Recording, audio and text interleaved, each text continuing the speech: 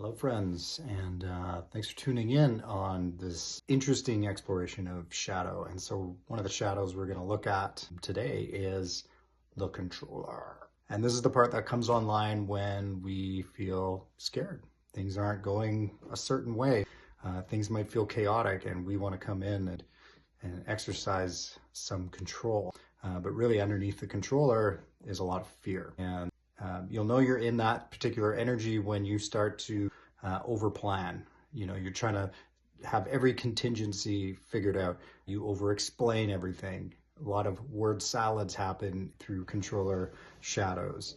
And it's when we micromanage and we want everything to be just so that if everything out there is okay, then we'll be okay in here.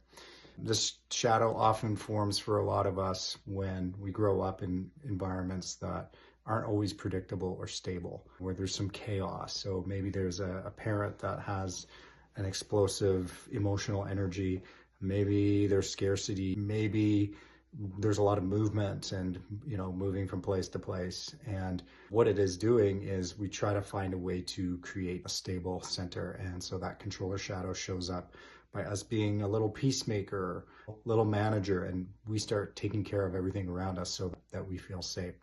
So to play with this shadow, sort of the other side of it is, how do we let go? How do we trust that other people know what they're doing, that we can be safe, even if what's happening around us might not feel safe, that we can learn to let go and let things happen and trust that we will be okay.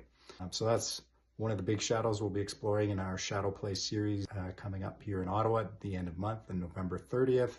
And we hope you guys can come out and play with your shadows and play with other people's shadows and learn. So thank you and stay tuned. Next up, we'll talk about the people pleaser.